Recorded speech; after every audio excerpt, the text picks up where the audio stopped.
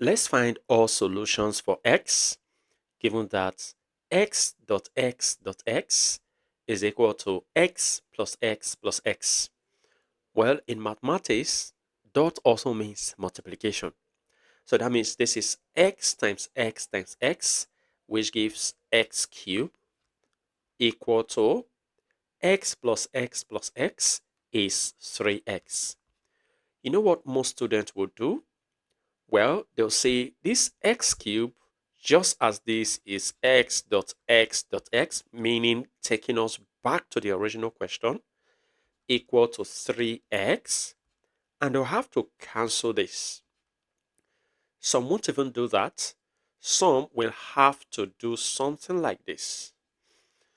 This is x that we have initially, and we also have x here initially. You know what they'll do?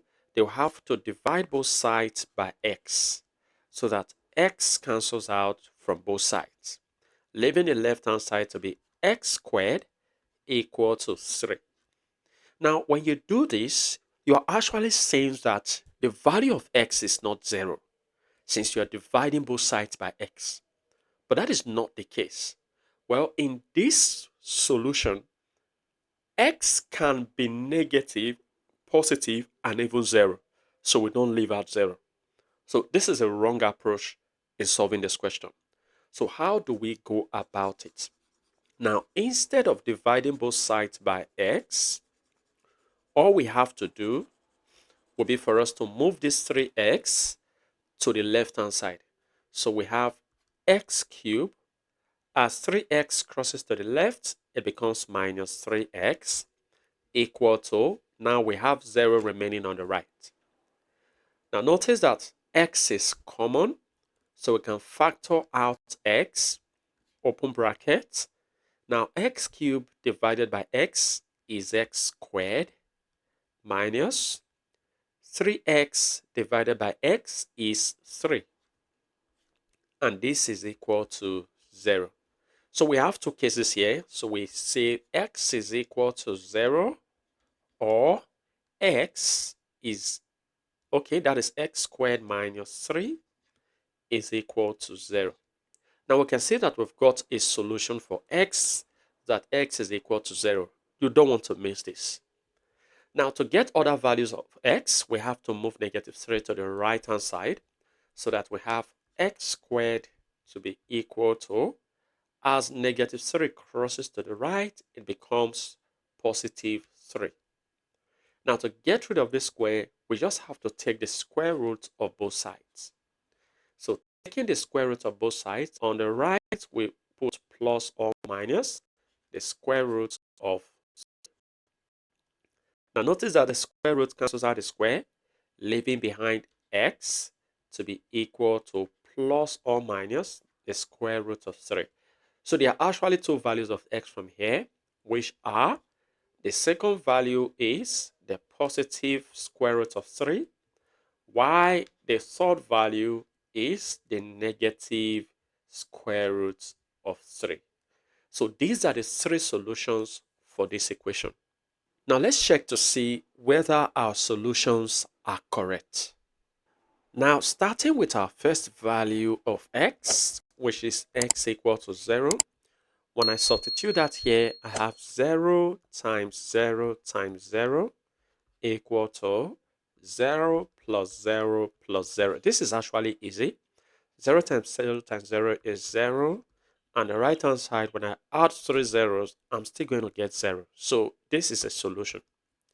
Now let's try for the second one. When x this time is equal to positive root 3. Now this is the square root of 3 times the square root of 3 times the square root of 3 on the left hand side equal to, the right hand side we have the square root of 3 plus the square root of 3 plus the square root of 3. Now on the left, I'm going to put 2.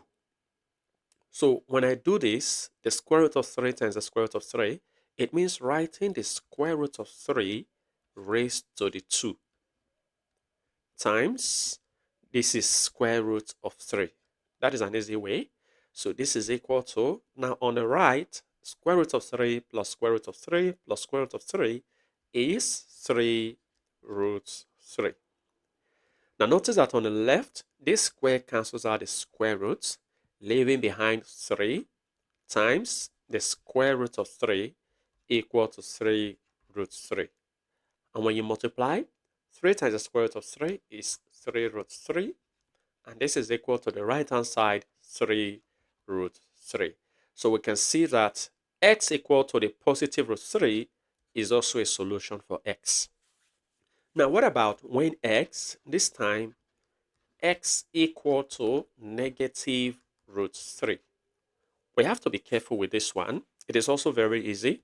Now, this will be on the left, negative root 3 times negative root 3 times negative root 3. This is equal to, now on the right-hand side, we have negative root 3 plus negative root 3 plus negative root 3. Now on the left, remember what we did? I'm going to pair 2 together so that it becomes negative root 3 all raised to the 2 when I pair these two together times negative root 3. This is equal to, now on the right, when I add negative root 3 plus negative root 3 plus negative root 3, I have negative 3 root 3. That is it. Now remember that whenever a value carries an even power, that means this negative cancels out. It becomes positive.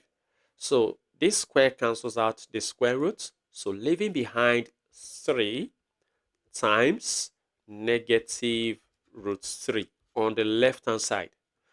This is equal to negative 3 root 3 on the right.